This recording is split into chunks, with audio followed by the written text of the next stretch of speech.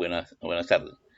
Ya Buenas estamos con nuestra tardes. profesora. Justo estoy Ujú. anunciando el inicio pues, de este curso de función de los técnicos asistenciales y la seguridad del paciente. El día de hoy tenemos a nuestra profesora, la licenciada Zoila Aquino Flores. Ella es egresada de la Universidad Cayetano Heredia y es también, ¿cómo se llama? Especialista, ¿no? O sea, residente, ha hecho su especialización en pediatría y ha tenido diferentes cargos, ¿no? En el hospital, especialmente en la época de la pandemia, la época más terrible que nos ha pasado a los trabajadores de salud. Pero le voy a pedir que me permita unos segundos a la licenciada Zoila antes que inicie y con el perdón de todos los compañeros que no son de la maternidad, recibimos una triste noticia hace segundos nomás. Ha fallecido Angélica Cueva Malca, una compañera bajita, chiquita, bien, ¿cómo se llama? Participativa ella. Ella trabajó como en tesorería, en el área de tesorería del hospital. Ha hecho funciones de recaudadora bastante tiempo, en emergencia, en consultorios. Angélica ya tenía una enfermedad, ha estado sufriendo estos meses y el día de hoy, hace pocos momentos, se la ha llevado nuestro Señor al reino de Dios y solamente solicitar oraciones para nuestra compañera de trabajo de la oficina de economía, de tesorería, que acaba de fallecer. Está descansando porque la enfermedad era terrible para ella. Expresamos nuestras condolencias a América, su hermana, que trabaja en la oficina de personal ahí con Nelson, la compañera que nos hace las evaluaciones de desempeño, la que nos pide las capacitaciones. Ella es su hermanita. América, que trabaja en el hospital también. Le damos la condolencia a toda su familia y tenemos que seguir, ¿no? Avanzar. Solamente nos toma la delantera Angélica y expresar, pues, en estos momentos, en esta emisión que está grabada, estamos grabando la clase. Comenzamos la clase con una triste noticia, estimado profesora. Muchísimas gracias por escucharme y la condolencia para toda la familia de Angélica. Seguimos para adelante. Exactamente. Muchas gracias. Gracias a ti, Manuel, muy amable, por la noticia, porque nos conmueve y nos desconcierta un poco, porque siempre queremos verla muy bien a ella y la hemos visto bien, bien dentro de todo, superando sus enfermedades, con mucha valentía. Que Dios la tenga la gloria y vamos a darle y ofrecerle lo mejor que tenemos para ella, para todos y para bien de todos sus familiares, las oraciones también. Sí. Iniciamos, vamos a ver, tal vez ustedes quieran esperar un poquito más a que las salas se reúnan más, compañeros, ustedes decidan, por favor, estoy a su disposición. Sí. Yo considero que comenzamos y entregamos ya el video. Los compañeros son que están ya ingresando, siguen ingresando. Comenzamos nomás, licenciada Zoila. Comenzamos nomás, yo creo, licenciado. Adelante. ¿No? Nuevo tópico, seguridad del paciente. Todo lo que tiene que ver con seguridad del paciente vamos a ver durante estos 6 meses, ¿no? En farmacia, ¿cómo se llama? En laboratorio, en los servicios, en el COVID. ¿Qué nos pasó en el COVID? Ese tema también va a ser por el profesor, ¿cómo se llama? Campodónico, ¿no? El profesor Campodónico va a hacer 2 clases en día viernes, porque él no puede el sábado. Avanzamos con seguridad del paciente, estimada licenciada Zoila, muy a pesar de nuestra tristeza.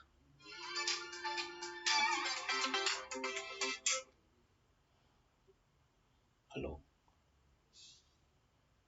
Escucha escucha la clase. Escucha la clase.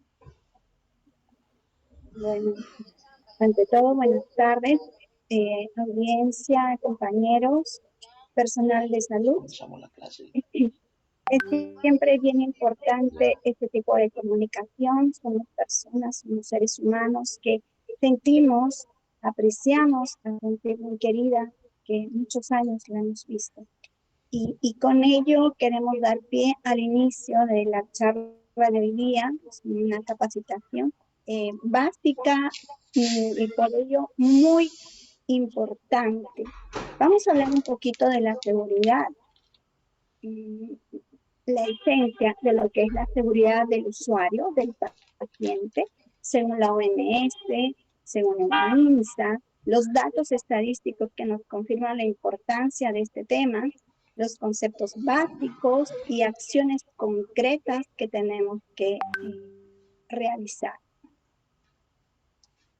Si vemos aquí, nosotros para tomar este tema tan importante a nivel mundial, recordemos que se debió a un libro, Errar es humano, que fue publicado en 1996 por el Instituto de Medicina de los Estados Unidos. En este libro se cuantificó exactamente la magnitud de los errores en la atención sanitaria e inició por ello la necesidad de concientizar a los profesionales en la materia justo relativa a la seguridad del paciente.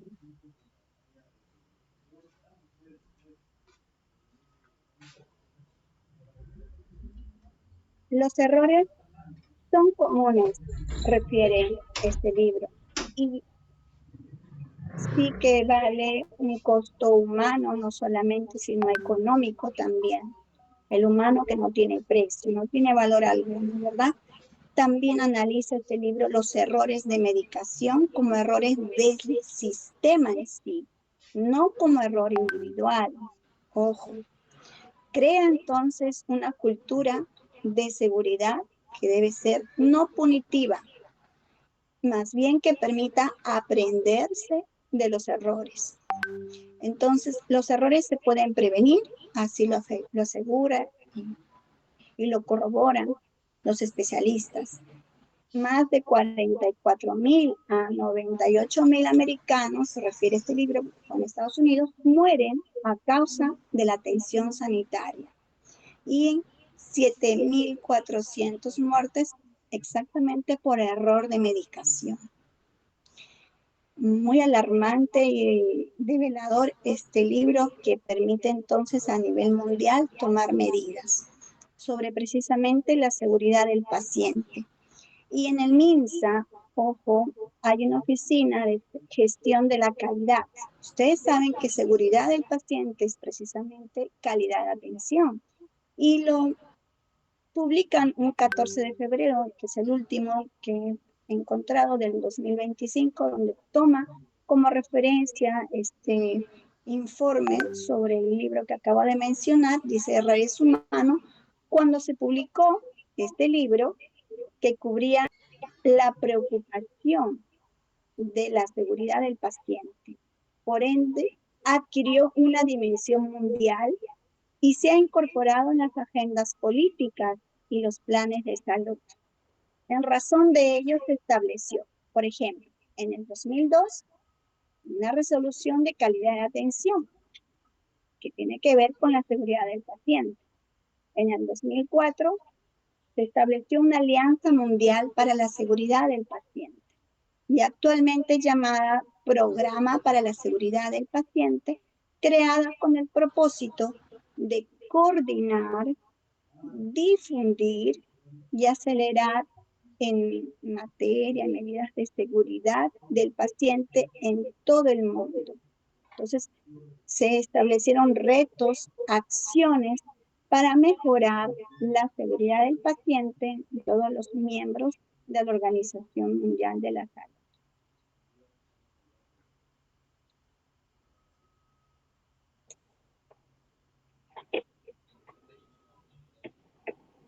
Por ahí, si hay alguna pregunta, es importante la puedan lanzar. Vamos a conocer mucho más y también sus experiencias, porque es bien importante. No sé qué pasa, no puedo seguir.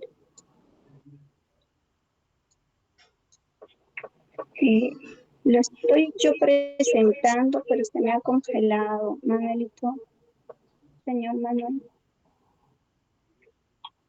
puedo cerrar, creo. Dejo de compartir y lo vuelvo a abrir. ¿Está bien? ¿Estamos de acuerdo? Ah, ya pasó.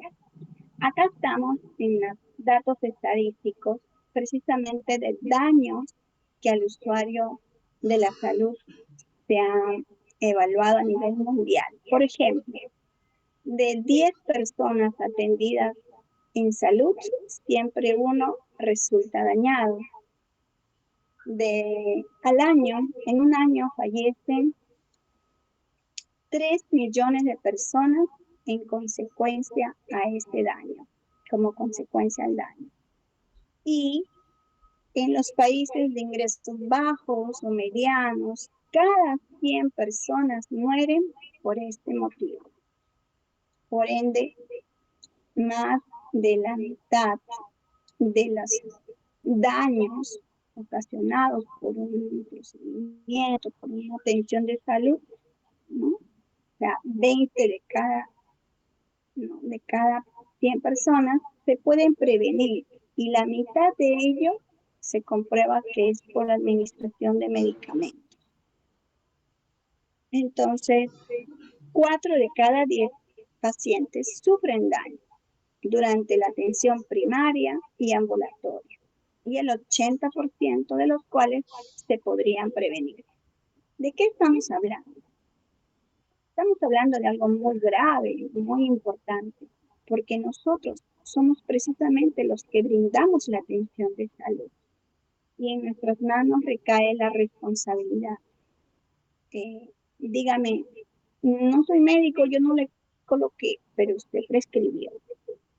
Pero yo prescribí otro medicamento, pero la letra no está legible, eh, hizo la consulta, la entregó al paciente y luego el usuario se acerca a la aplicación, ¿verdad? Entonces, si no estamos seguros de lo que dice la receta o tan solo recibimos el medicamento y asumimos que es esto, el medicamento que me entrega es el que está figurando en la receta, pues estamos asumiendo una responsabilidad. Es bien importante entonces la comunicación, la legibilidad de la receta, la fecha, el tipo de paciente que va a recibir, los antecedentes de este, ¿verdad? Porque la atención primaria, precisamente, y ambulatoria, es en donde muy fácilmente nuestros familiares, muchas veces, ¿verdad? Acuden a una farmacia, a una botica y piden que le administre un medicamento, una ampolla para liberarlo del dolor, etcétera, y no sabiendo que puede ser incluso alérgico y la persona no precave, no precisa datos, mayores datos y aplica sin mayor indagación. Esas son las consecuencias que tenemos que asumir.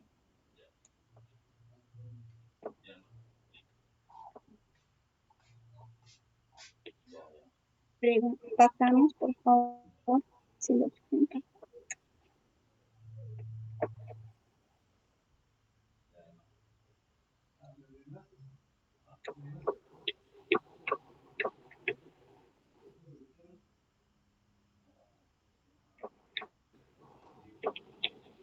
No sé qué pasa, se congela la pantalla. Señor Manuel, ¿usted cree que pueda más bien usted presentarlo? Porque voy a estar aquí.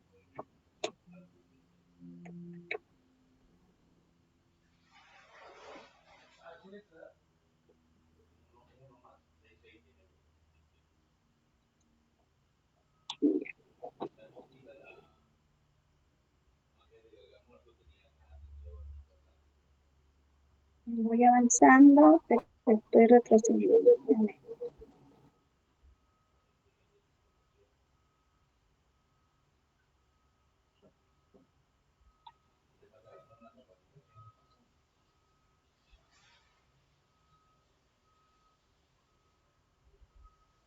Ya, ahora sí.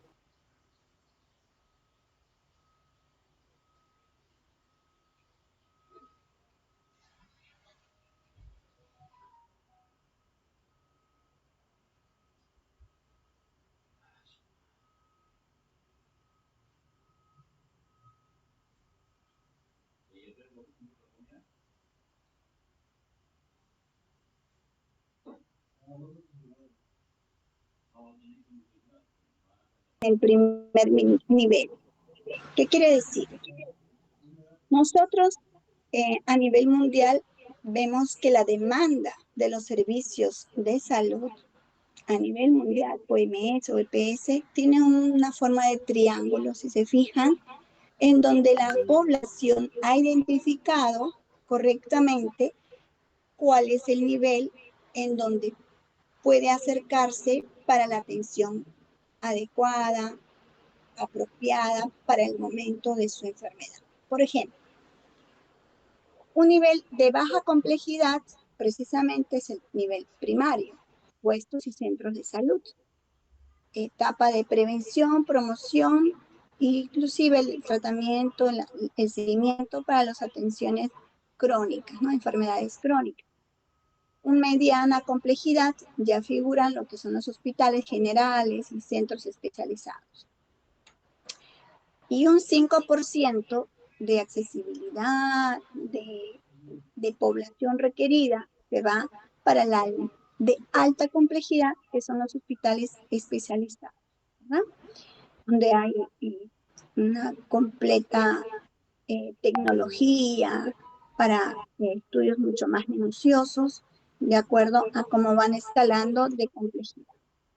Entonces, el área de mayor accesibilidad y mejor apoyo económico, por ende, y atención a la población es la preventiva, más cercana, menos enfermedades graves, mejor inversión y mejor efecto directo en la población.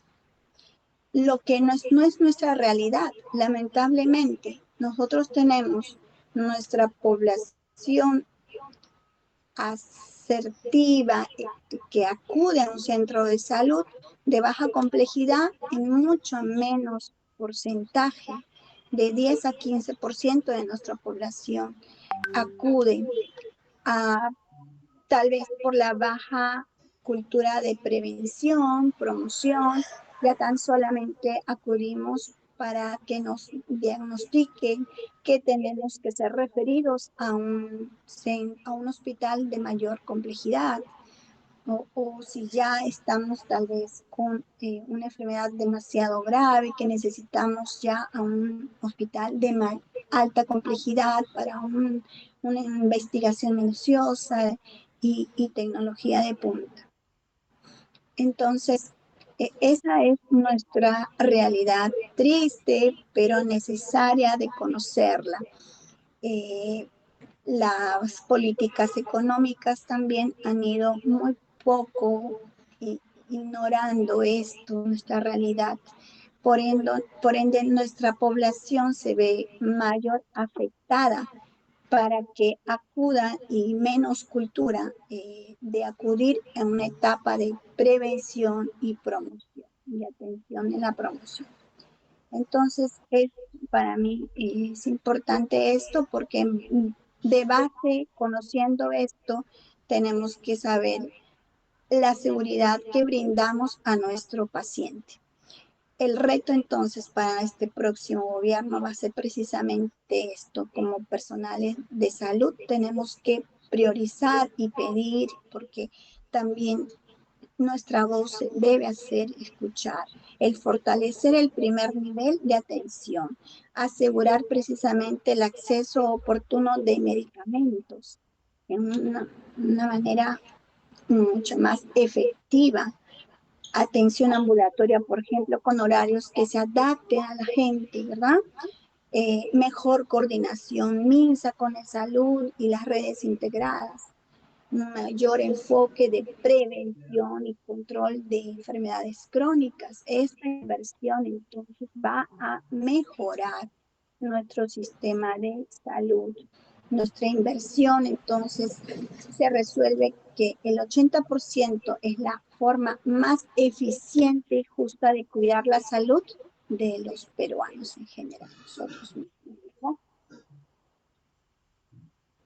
Entonces, la atención primaria en el Perú lo otorgan nuestros centros de atención primaria, un ejemplo, es clave para una salud integral.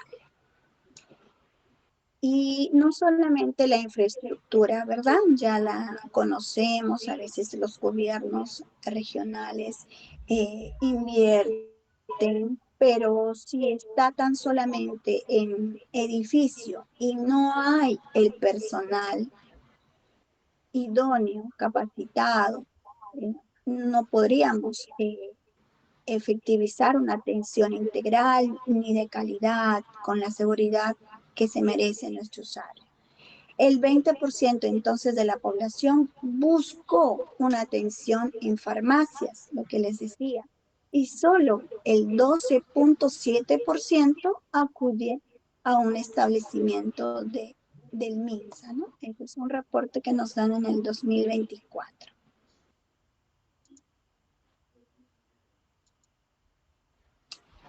Salud entonces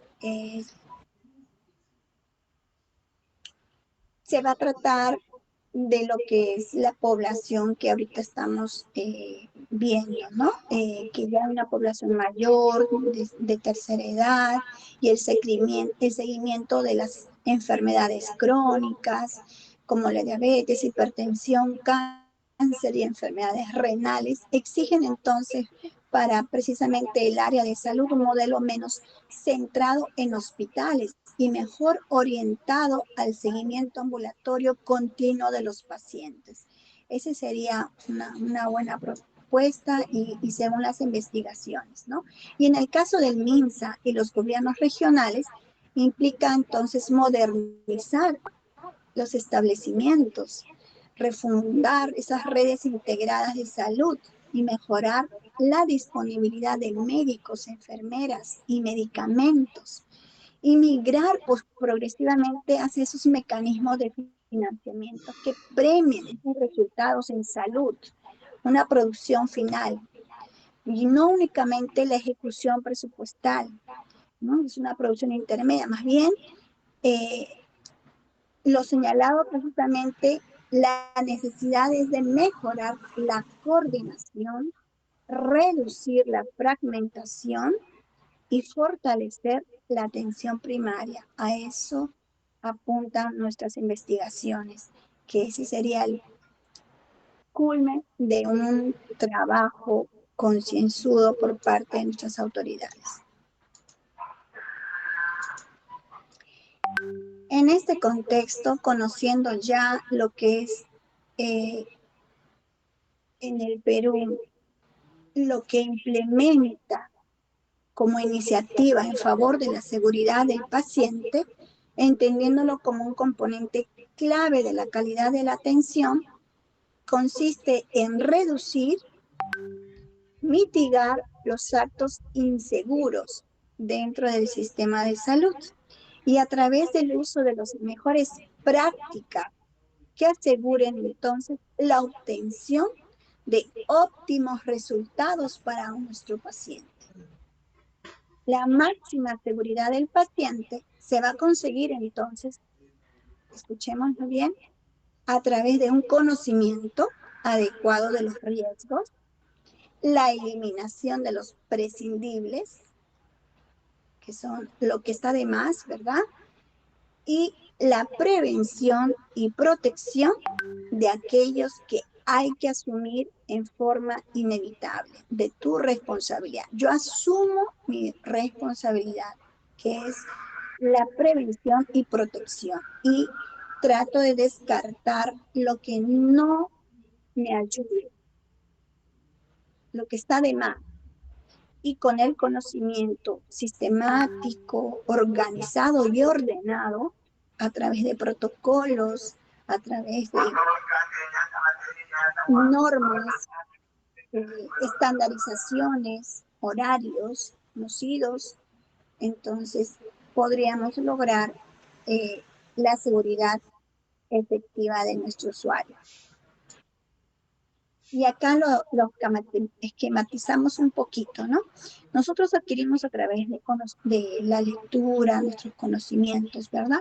Pero esta parte de acá es importante, colegas y personal de salud, compañeros, es la parte del método científico. Si nosotros no nos preguntamos, no indagamos en cada actuar que tengamos, ¿por qué tengo que hacer esto? ¿Y por qué? Y también no observamos y formulamos nuestras hipótesis, ¿no?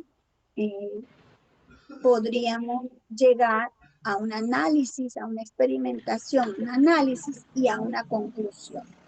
Y esta conclusión serviría para comunicarlo a otro personal de salud y decir, esto me fue efectivo, yo lo he demostrado y vamos por una estandarización mucho más válido en nuestro trabajo. Pues entonces el conocimiento nos va a poder, más lo que descartamos, que es lo que es imprescindible, lo que no me favorece, más bien me acumula de documentos, papeles, y más bien concretizar algo práctico, pero importante de plasmar.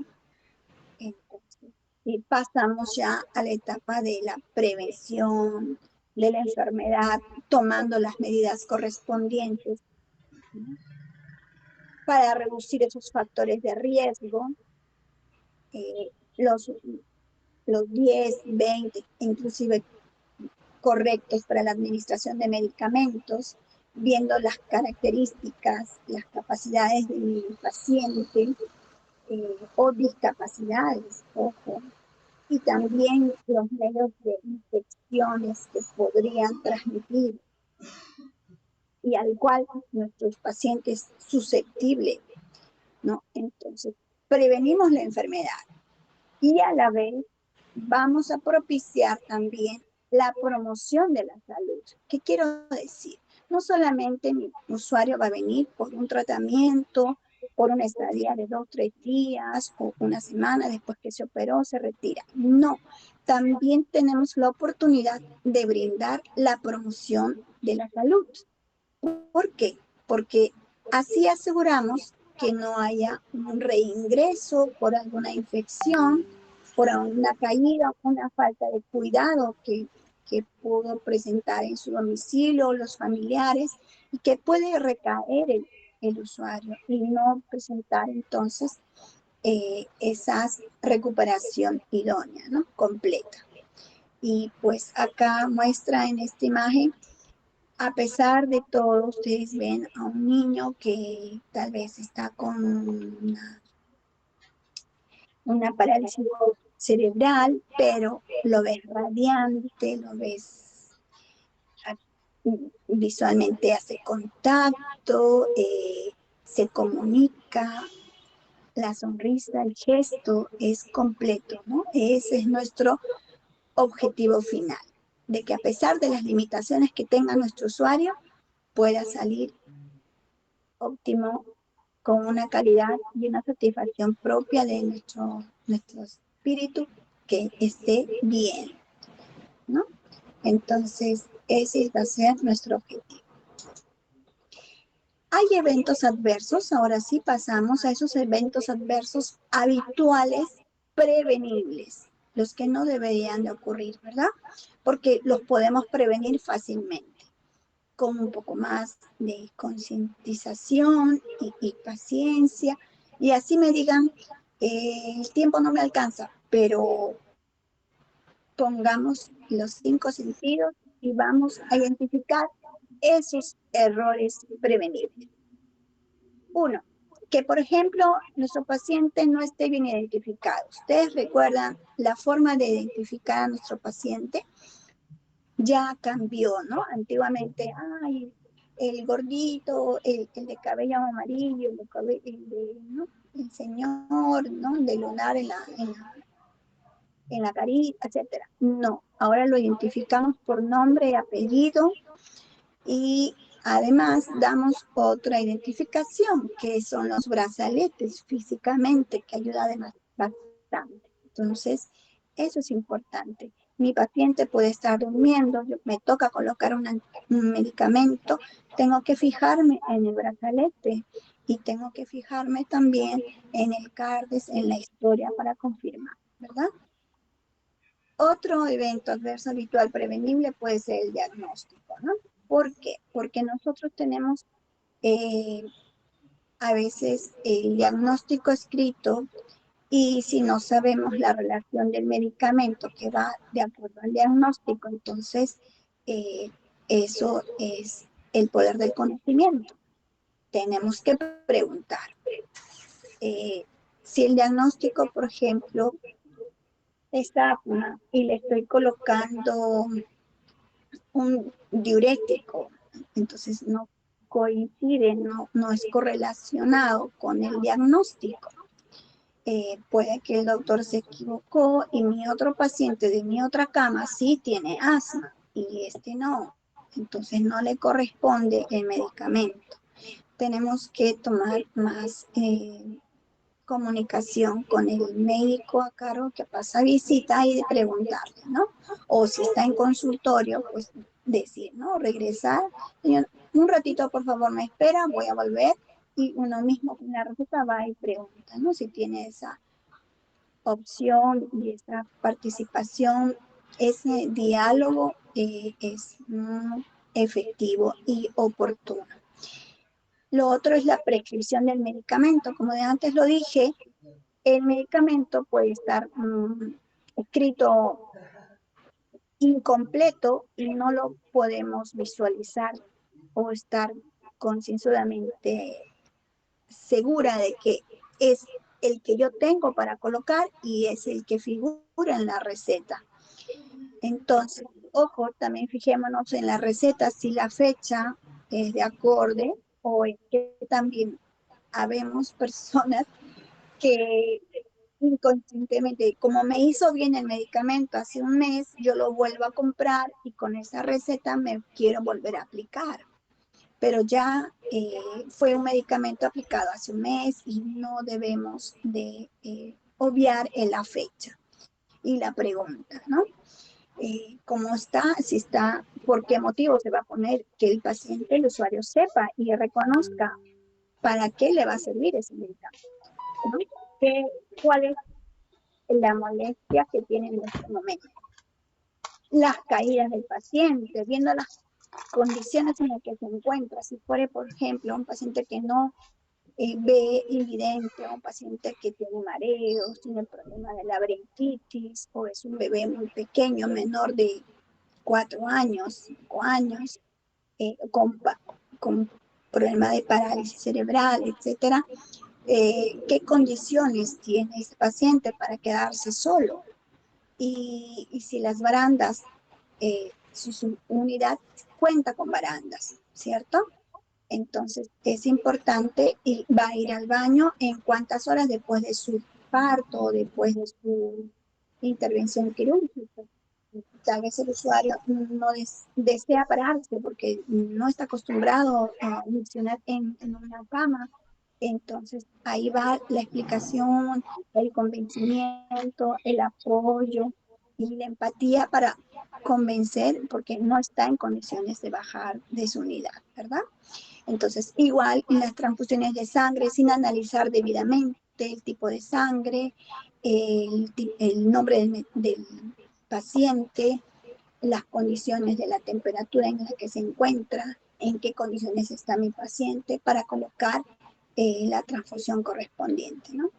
Las infecciones entonces asociadas con la atención de salud es directamente relacionado con la higiene, la asepsia de la zona donde voy a preparar los medicamentos, del lavado correcto y estricto de manos con jabón, por supuesto, esto tocando en los 5 momentos correspondientes, ¿verdad?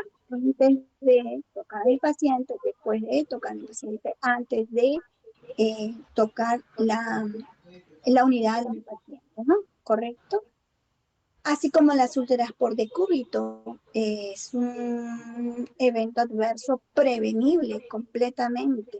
Nosotros debemos de fijarnos en esa condición de nuestro usuario porque tenemos que hacer los movimientos y los cambios de postura para evitar precisamente este tipo de infección. Así como el tromboembolismo venoso, que también es prevenible, en qué condiciones se encuentra mi paciente, en los análisis, cómo está su perfil de coagulación, cómo está, si hay ese riesgo de trombos, de coágulos y por ende en la aplicación de medicamentos de hidratación, como debemos de tener mucho cuidado de no pasar, ¿no?, esa sangre coagulada, ¿verdad? Hay muchos medios y formas de prevenir, pero estos son los más comunes que tenemos que tomar en cuenta. Entonces, esas prácticas esenciales, básicas para garantizar la seguridad de nuestro usuario es esto, la identificación del mismo a través de esos brazaletes con nombre, DNI, historia clínica, antes de la administración o de realizar un procedimiento, así como los medicamentos de alto riesgo. Hay que tomarlos en cuenta para realizar un doble chequeo, ¿cierto? En la prescripción, en la receta, o si es en la historia clínica, se figura en el medicamento que me brinda farmacia, me llega este otro, y en la administración, a qué hora fue su última administración, a qué hora le toca, para evitar esos errores de dosis, ¿no? Y también, ojo, a veces el medicamento viene en igual color, pero si nos fijamos en las letritas muy pequeñitas, si es una ampolla, dice solo administración endovenosa, y otro muy similar, puede decir con otro color de letrita, solo administración intramuscular. Entonces, hay que fijarnos bien. Así como en la cirugía segura, nosotros contamos con un checklist que es previamente se activa este checklist porque figura precisamente datos claves. Ahorita lo vamos a ver que involucra si es el paciente correcto, si es el sitio quirúrgico marcado, lo marcamos, si es el procedimiento indicado. Y en lo que es prevención de infecciones, como ya lo habíamos visto, y no está de más repetirlo, lo que es la higiene estricta de manos, el uso de los protectores correspondientes, y así son mascarilla, y si estamos con algún catarro, el personal de salud debemos usar doble mascarilla, ¿verdad?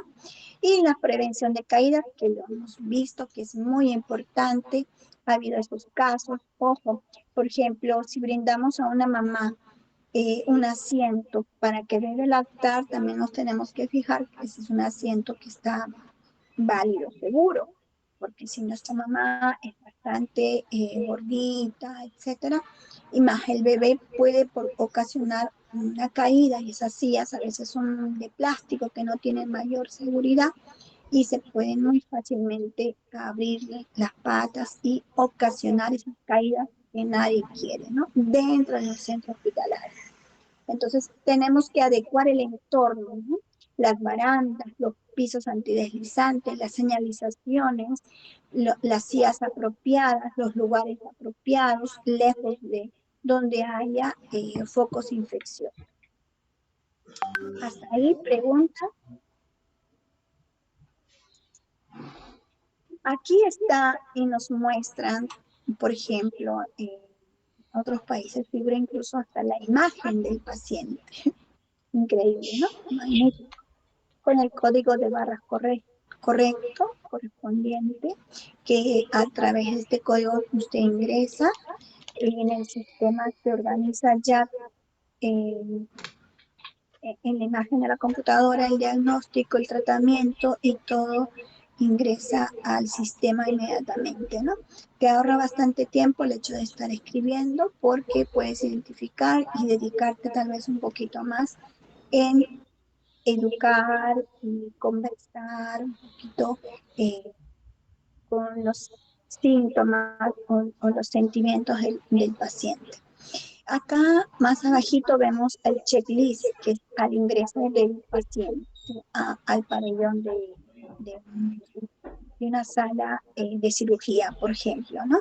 Que sea el brazalete identificado con el nombre, los apellidos, el, el código de barras correspondiente, el paciente ha sido bañado, utilizado, vienen ayunas, podemos colocar mayores de 4 o si es para una endoscopía, 6 horas antes sin alimento, o si es para una cirugía mediano o grande, tiene que ser del día anterior, ¿verdad?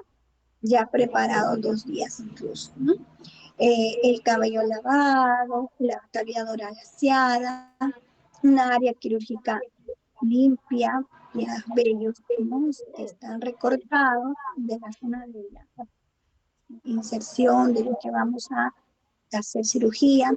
Vamos a ver también el lado quirúrgico marcado, que sea con un plumón indeleble, ese es el lado donde vamos a abordar accesorios retirados como las joyas, lentes, audífonos, etcétera, incluso las prótesis dentarias retirada, la ausencia de los esmaltes en las uñas, el maquillaje, la vía venosa que esté permeable, limpia, seca, sin rastro de goteo o trombos en la misma, rasgos, nada de eso, limpia, permeable, ausencia para evitar esta sangre seca y la ausencia de flebitis, ¿verdad? La indicación entonces de aislamiento viable y corresponde si es un paciente que después de la cirugía, tal vez pueda que sea un paciente con un esquizofrénico, con una enfermedad mental, entonces también tenemos que figurar que después de la defecto de la anestesia, pueda sentirse incómodo o alarmado, ¿no? Y entonces se visualiza para ellos un ambiente aislado, visible, donde pueda estar más tranquilo. Y los consentimientos que estén bien, correctamente firmados, con incluso huella digital, así como una ficha clínica que indique el procedimiento a realizarse, los exámenes prequirúrgicos correspondientes, donde figuran sus pruebas de coagulación, el riesgo quirúrgico, ¿verdad? Su electrocardiograma, su hematocrito, hemoglobina, así como las vendas antitrombóticas que estén ya instaladas y las barandas de la unidad que yo voy a trasladar al usuario en alto, ¿verdad? Existe también una escala de Dobton que nos previene y nos avisa si nuestro usuario puede producir, está en mayor riesgo de tener una caída. Por ejemplo, si tuviera caída es porque fuera menor de edad, ¿verdad? Menor de 5 años. Tal vez ya no es un niño, no es un hospital pediátrico, pero puede ser, por ejemplo, en el adulto o también incluso pediátricos usan, es un paciente que también hace uso de tranquilizantes o sedantes o diuréticos, hipotensores, antiparkinsonianos, antidepresivos. Entonces, son pacientes que están inestables emocionalmente y también por el efecto del medicamento no están dispuestos a caminar solos.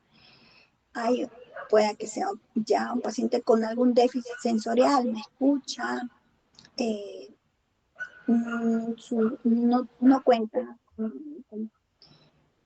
se traslada en silla de ruedas o visualmente ya no es un ancianito que no visualiza mayor, no tiene catarata, entonces el estado mental, cómo se encuentra, está orientado, tú le hablas, te responde, te sabe identificarte o está confuso o está somnoliento, la deambulación, cómo lo vamos a manejar entonces, va a ser una segura con ayuda, lo vamos a considerar, o insegura con o sin ayuda. Es un paciente que esté dispuesto a caminar. No está en condiciones de caminar, ni con ayuda ni sin ayuda. O la deambulación es imposible en él, o es normal. Entonces, acudimos a cada sigla, vamos a darle un punto. Si es más de 2 puntos, es un niño o es una persona que tiene alto riesgo de caída. Y si es un punto o 0, es de bajo, mediano, y no tiene riesgo de caída. Entonces, nos ayudamos para lo que es la prevención de infecciones a través de la higiene de manos con agua y jabón líquido. Y recordemos que en nuestro país sí hacemos un recordatorio y concientización a nuestro personal, incluso al usuario. Le damos en consultorio lo que son las charlas, de que el 8 de mayo sí festejamos un Día Nacional de la Higiene de Manos. Esto no solamente promueve la salud para todos, para que esté sano, se mantenga sano, sino previene de enfermedades más a los pacientes susceptibles, ¿no? Que estén con muy bajas defensas, por ejemplo, las personas que sufran de artritis reumatoide, de VIH, de hipotiroidismo, diabetes. Con más razón, tenemos que indicar y enseñar, mostrar un correcto lavado de manos, que es la manera más económica y más efectiva de prevenir una infección. Cualquier tipo de infección. Dice acá, una duración de este procedimiento puede ser de 40 a 60 segundos para que sea efectivo. Debemos mojarnos las manos y una vez mojado ya podemos vertir el jabón, que es líquido, y frotamos las palmas de nuestras manos, frotamos la palma del dorso derecho hacia el dorso, la palma derecho al dorso izquierdo y viceversa. Y vamos a frotar los dedos posteriores, ¿verdad? Luego, acá le han puesto, en Cayetano le ponen un punto 6, lo que es el dedo pulgar. Nosotros hacemos el punto 6, lo que es el pocito, la punta de nuestros dedos, ¿no?, de la mano derecha contra la palma de la mano izquierda, haciendo un movimiento de rotación y viceversa, que nos permite limpiar lo que está dentro de las ranuras de nuestras uñas. Y viceversa, terminamos con el dedo pulgar, pero el dedo pulgar tomando en cuenta que nuestro dedo pulgar de la otra mano va a limpiar también, va a lavar la parte posterior de nuestra mano, de nuestro dorso. Igualito acá. Mire, de esta manera. Y luego ya nos vamos a la parte del frotis de la muñeca, finalmente, y vamos a colocar nuestras manos debajo de la grifería, donde va a ir cayendo siempre el agua a chorro, uno por uno, de esta manera. No así, porque toda la mugre va a regresar a la punta de nuestros dedos y no estaríamos haciendo una higiene correcta, sino para arriba. Y va a chorrear ya la mugre, los desechos, a la parte inferior hasta puede llegar hasta el codo, pero esto va a ser para que nuestras manos queden totalmente limpias. Y luego la otra mano. Y no vamos a juntarlas para el enjuague. Una, luego la otra, y vamos a mantenernos así hasta coger el paño, el papel correspondiente para hacer el secado. Ahora, el secado, les comento, es envolviendo un dedo, envolviendo el otro dedo con el papel y llegando hasta la ranura, los interdigitales. Ahora la otra mano, dedo por dedo, dedo por dedo, dedo por dedo, y luego Este papel va a servir para la palma, terminamos el dorso y descartamos.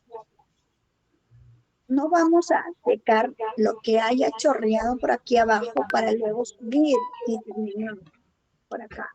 No, por favor, ni menos sacudir, porque sí ha habido esos casos. Voy a sacudir y tampoco. Entonces, esto es importante de recordar. Esto es la higiene de manos. Vamos a lo que es la trombosis venosa profunda, que es lo que impresiona, porque no solamente nuestro usuario está en riesgo de ello, el personal de salud también, porque estamos bastante tiempo de pie, o si es una oficinista, o también sentado mucho tiempo, y esto es un riesgo, puede captar un impacto clínico porque es de alta afluencia en lo que es limitaciones en el trabajo. Ya lo dijimos en antes, es la formación de un trombo, de un coágulo en las venas profundas, principalmente en las piernas, ¿no? Y hay esa triada de Virchow que dice que hay daño, hipercoagulación y un estado venoso, hasta una inflamación de las piernas. Si ustedes notan, no lo vi, bueno, ahorita, pero la pierna se nota más inflamada, más hinchada, y esta hace un daño, ocasiona un daño de hipercoagulabilidad. Esos factores de riesgo pueden ser en nuestro usuario, por ejemplo, que esté mucho tiempo inmóvil, en cama, postrados, o que ha tenido una cirugía mayor de alta complejidad, que ha sido un embarazo, que ha tenido anticonceptivos, obesidad, que ha tenido, por ejemplo, cirugías muy prolongadas, que presenta o está presentando un cáncer o un trastorno genético. Estos son factores de riesgo. Y los síntomas y diagnósticos entonces pueden ser hasta asintomáticos en un 50%. Para ello tenemos que prevenir, ¿no? A través de esos ejercicios que ahorita vamos a ver. Las complicaciones en nuestro usuario, entonces, si vemos que está mucho tiempo y las movilizaciones posturales son importantísimos, así como sus chequeos en pruebas de sangre, en las ecografías que se puedan tomar, los últimos estudios, ¿no? Esto ayuda a evitar esas complicaciones y muerte.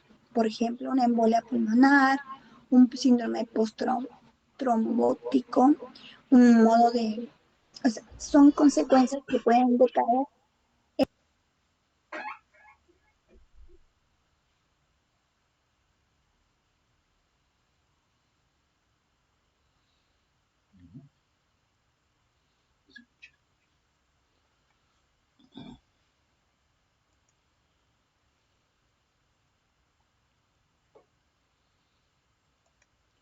No sale el audio, profesora.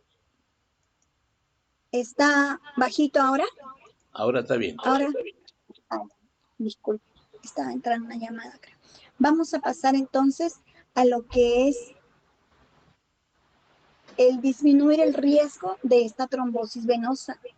Por ejemplo, el pararse y caminar cada 2 o 3 horas de lo que hemos estado sentados, nos paramos, caminamos, extender e hiperextender, flexionar las piernas. Extendemos y flexionamos por espacio de 2 minutos, suficiente.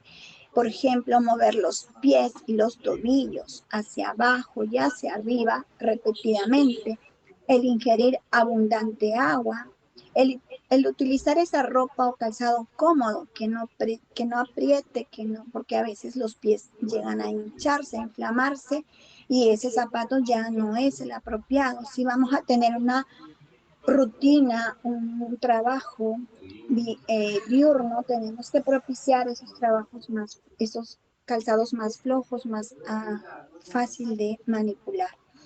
Evitar entonces también el consumo de alcohol durante esas largas jornadas, ¿verdad? Porque eso imposibilita a la circulación. El rotar hombros y codos, ¿verdad? En las personas que sufren, por ejemplo, de varicis, ya o hay un riesgo genético, el uso de esas medias de elástico comprensión favorece bastante. Sí puede ser incluso hasta el muslo, eh, porque tal vez en algunos recomienden hasta la pierna y otros hasta el muslo. No, el no permanecer sentado o acostado en la misma posición durante largos periodos y el no cruzar las piernas al sentarse también es un medio de favorecer o evitar esos riesgos, ¿verdad? De la aparición de las trombosis venosas. Pasamos a lo que nos importa muchísimo, que son los 15, yo he elegido los 15 correctos para esa administración de medicamentos. Iniciamos con nuestra higiene de manos.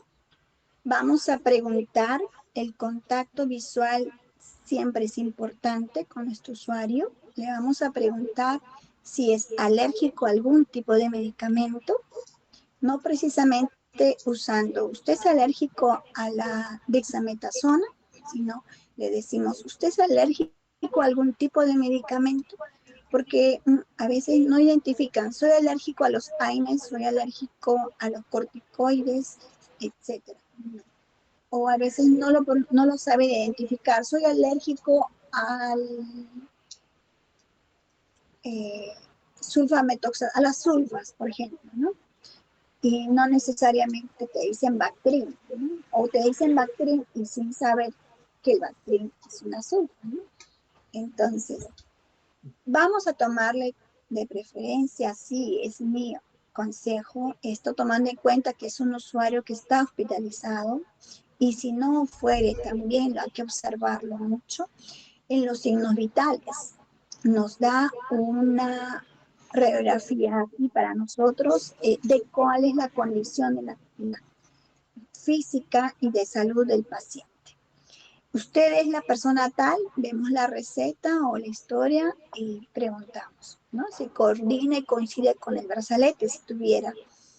Es la hora correcta, a esta hora le toca el medicamento, es la dosis apropiada para el peso del paciente, la edad, es la vía correcta, está indicada en esta vía, es el medicamento por ende correcto, la técnica que voy a usar es la correcta, es importante qué es lo que tengo que esperar, si es una subcutánea, tengo que esperar que brote sangre cuando aspiro, es necesario aspirar, ojo, eso es mi conocimiento, les repito y les refiero, una subcutánea va a la grasa, ¿verdad? No va a zona vascularizada, no va a un músculo. Entonces no debe, bueno, si aspiras, no debe salir sangre. La velocidad de infusión en la que lo voy a colocar, me lo están indicando una hidratación para 24 horas, 12 horas, de acuerdo a ello, el volumen que voy a colocar. La caducidad del medicamento, incluso tenemos que fijarnos la caducidad del equipo de venoclisis, de las jeringas. Si la vemos en un empaque bastante deteriorado, no nos da confianza, no nos inspira confianza. Incluso a veces nos traen, para que me ponga una insulina y nos trae ya la jeringa descubierta, o sea, sin el envoltorio.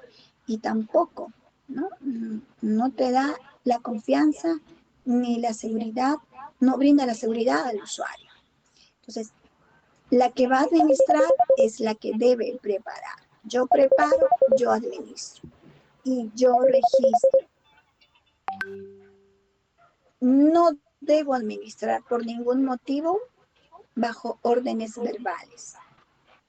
Si lo mencionó el médico a cargo, se le debe de hacer recordar y decir, doctor, por favor, regístralo en la historia para poderle colocar o para poderle suspender el endovenoso que está indicado.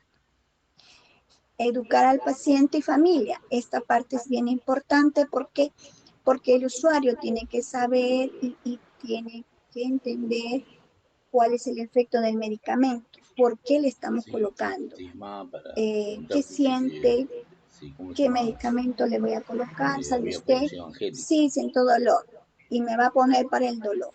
Ok. ¿Y usted tiene fiebre además? Sí, también tengo fiebre.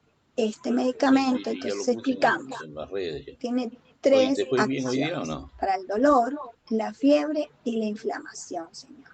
Ya. Ok, Ya, cierra entonces con el candado al medio. después de O le dices colocado, a Sandy usted que lo puede cierre. tener sudoración profusa, usted debe ya, si ha sido intramuscular, a los 15 minutos ya debe haberles empezado a Sí, que ceder el apague todo. dolor. Si es una endovenoso, Ya, al ya minuto hermano. nomás ya le está Ya estoy en empezando a clase. ceder el dolor. Ya. Si es una vía oral, a la hora de tomado la pastilla, recién le va a calmar el dolor. Entonces, para no causar ansiedad y desconcierto en nuestro usuario, ¿verdad? Y él pueda estar preparado y tranquilo para continuar su medicación en la hora. Ahora ya son las 5, se le ha puesto a las 5, de acá a 8 horas le toca la siguiente dosis. Ya. ¿A qué hora es, señor? Y él mismo incluso a veces te dice, señorita, ya son las 8 de la noche, ya me toca. Entonces, es importante eso, ¿verdad? El educar al paciente y o a la mamá o el papá, a la familia, para que también colabore, ¿no? Muchas veces cuando son niños y vamos a colocar un medicamento, el niño, nosotros somos extraños, y como que cambiamos el turno, primera vez nos ve, entonces tenemos que agenciarnos de la mamá o del papá para que él colabore y le damos el jarabe a la mamá y la mamá le da en nuestra presencia, o si no le decimos a la mamá, a ver, primero usted y luego abre el niño y hacemos como el alemán, ¿no? Para que ella también colabore y contribuya en la mejora, en la recuperación del niño, del paciente. La seguridad de los medicamentos, entonces, de alto riesgo, son esos medicamentos que nosotros usamos con una etiqueta de color roja. Es lo ideal, ¿verdad? Para su fácil reconocimiento. Nosotros tenemos en el Perú medicamentos de alto riesgo que no necesariamente están identificados con una etiqueta roja, pero que nosotros sabemos cuáles son. Y tenemos que colocar un identificativo que si fue abierto, lo hemos diluido. En cuanto lo hemos diluido, un cc equivale entonces 100 miligramos, ¿no? Si fuera que va a durar para la siguiente aplicación, la siguiente dosis. Entonces, en el Perú, entidades como el Ministerio de Salud y la DIGEMI implementan esas normas técnicas para la farmacovigilancia y tecnovigilancia. Y esto va a minimizar esos riesgos asociados a medicamentos y dispositivos médicos, mejorando de esta manera la calidad de la atención sanitaria. La seguridad del paciente, entonces, está rige a través de esta Oficina de Gestión de la Calidad en el MINSA y esto lo identificamos en el 2025 como último anuncio. Entonces, para la seguridad de nuestro usuario, complementemos la cultura de seguridad, los factores humanos, las organizaciones de formación y capacitación, las prácticas clínicas seguras, la gestión de riesgos, sistemas de notificación de incidentes, por ejemplo, el de acá al costado, es una guía rápida que figura cómo o qué importante es registrar un ESAVI, un evento supuestamente atribuido a la vacunación o a la inmunización, ¿no? Un ESAVI también a la administración de un medicamento. Entonces, esta notificación de incidentes es válido porque nos va a permitir prevenir, tomar en cuenta tal vez ese lote de esa vacuna, de ese medicamento, está ocasionando no solamente un evento, dos, tres, a varias personas, y esto ya es error de fabricación, ¿verdad? Entonces, la participación del paciente, las familias y los ciudadanos en su seguridad es importante. Que el usuario también manifieste. Yo me puse el medicamento y he notado que mi brazo ya no me obedece, se me ha inflamado, se me pone duro, las articulaciones, ¿no? Bueno, es bueno que nuestros familiares sepan y también nuestros pacientes que tienen esos derechos de mencionar y mm, regresar a la institución de salud, al hospital o a la posta para mencionar esas reacciones que puede estar presentando. Entonces, la participación internacional y nacional, como la seguridad del paciente en todos los ámbitos asistenciales, aunados a esa investigación permanente de innovación, provee una estrategia de seguridad del paciente. Son áreas importantes en las que todo personal de salud puede y necesita participar para propiciar precisamente la seguridad de nuestro usuario, que es nuestra propia seguridad. Ojo, que tomando en cuenta puede ser tu familiar, puede ser tu hijo, tu mami, tu papá, puede ser la persona más querida que tengas y también pueda gozar de esa seguridad que se merece. Este es un formato de notificación de eventos supuestamente atribuido a una vacunación o inmunización y es la mirada histórica del ejercicio de enfermería. ¿Por qué básicamente enfermería? Porque la responsabilidad radica en la licenciada de enfermería, pero es tarea de todos, del personal técnico que, por ejemplo, llegó al laboratorio y tomó la muestra, pero la enfermera fue a dejar un paciente a otro piso y cuando necesitamos saber si ese resultado ya se dio, el personal técnico nos ha apoyado y es nuestra mano derecha y nos dice, licenciada, ya debe estar su resultado porque ya le tomaron. Y claro, puede haber, por ejemplo, tal vez un sticker, algo que use el personal del laboratorio que diga muestra tomada a tal hora, ¿no? En la unidad del paciente, ¿no? Si es un bebé, ¿no? Porque una persona anciana que tal vez no está orientada, ¿no? Entonces yo llegando de mi otra diligencia, porque no tenemos uno ni dos pacientes, entonces yo puedo identificar que si no estuvo mi personal técnico, el personal de laboratorio sí pasó, sí llegó a tomar la muestra de mi usuario. Es, por ejemplo, una sugerencia de mejora, ¿verdad? Y de estandarización.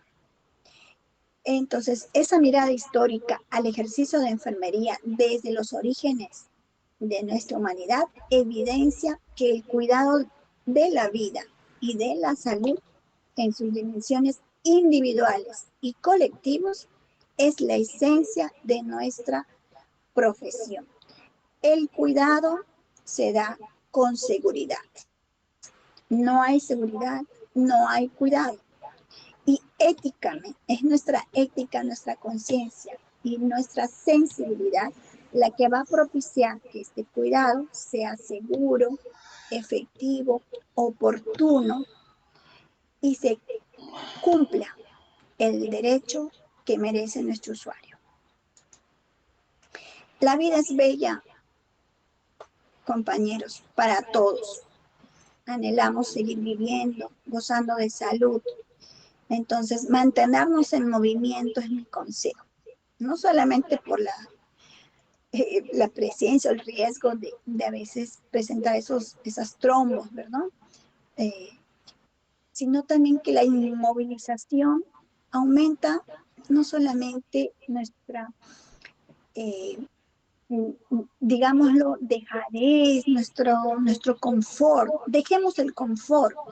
Mantengamos no solamente el movimiento de nuestras piernas, sino el movimiento de nuestros pensamientos, nuestros conocimientos. Se van renovando. Tengamos una actitud activa. Preguntemos, sugiramos y siempre consultamos al que más sabe, el que menos sabe, de todos aprendemos. Si piensa que se encuentra en riesgo, entonces vamos a hablar con nuestro médico, ¿verdad? Tengamos esa cultura, esa política prevención con nosotros mismos. El cuidado de promoción y prevención es importante desde el mismo personal de salud. No sé, muchas gracias por su atención. Estamos tal vez a la espera de sus preguntas. Sí, agradecemos a la profesora Zoila. Estamos entrando a una semana de prácticamente de feriado largo, pero como sabemos, el personal de salud no tiene feriado. Entonces tenemos que seguir al frente. Agradecemos la presencia como participantes de otros establecimientos, ¿no? De las regiones, de Iquitos, siempre nos siguen. Y damos esta capacitación, como nos señalaban la semana pasada, ¿no? Es el único SUCAPAE que capacita en todo el Perú, el SUCAPAE del Instituto Nacional Materno Perinatal. Le agradecemos al señor Parra, al doctor Giancarlo Varela y a todo el comité del SUCAPAE que nos permite seguir capacitando. Y muchas personas se han dado cuenta en los procesos de que necesitan una capacitación por semestre, que es lo que manda la norma, ¿no? Agradecemos a la profesora Zoila Elizabeth Aquino Flores por su magnífica adaptación de un tema que va a ser factores de evaluación en los próximos meses, que es la seguridad del paciente. Muchísimas gracias, licenciada Zoila. Esta exposición también va a ser pasada a los diferentes participantes que por diferentes motivos no ingresaron, uno de ellos que están de turno, y va a ser pasado en este video para todos ustedes. No se olviden que el próximo mes la clase va a ser viernes a las 6 de la tarde. Es la experiencia del COVID. Una vez con la licenciada Zoila también ya hemos hecho esa clase. Pero es la experiencia del COVID vista por una persona de fuera. O sea, el profesor Capodónico de Taylor nos va a explicar cómo vio lo del COVID, ¿no? O sea, ¿por qué lo del COVID? Porque está dentro de la seguridad del paciente. Se nos vienen nuevas pandemias y para eso hay que prepararnos. Muchísimas gracias, nos vemos el viernes 21 de agosto a las 6 de la tarde. Gracias a todos, gracias al comité de Sucapay. ¿Hay una pregunta? Ah, ya, gracias. Muchísimas gracias en el chat. Gracias, licenciada Zoila. Y nos vemos. Que pasen unas bonitas fiestas patrias, muy a pesar de la triste noticia del fallecimiento de la compañera Angélica Cueva de tesorería. Ella ha trabajado en caja, ha trabajado en contabilidad y muy triste su parte. Ha trabajado en la cuna, ahora que me acuerdo. Ella trabajaba en la cuna también, ¿no? Ya bastante tiempo de servicio tenía. Muchísimas gracias, que Dios la tenga en su gloria, Angélica. Un abrazo fraterno para América, para su hermana y para toda su familia, ¿no? En este triste momento de dolor, ¿no? Del fallecer una compañera de trabajo. Muchas gracias. Gracias, un privilegio el contar con su audiencia, la verdad. Uno aprende aprendiendo, sí, Así es. conociendo. Un beso para todos. Gracias. Nos vemos el Cuídense. 21 de agosto.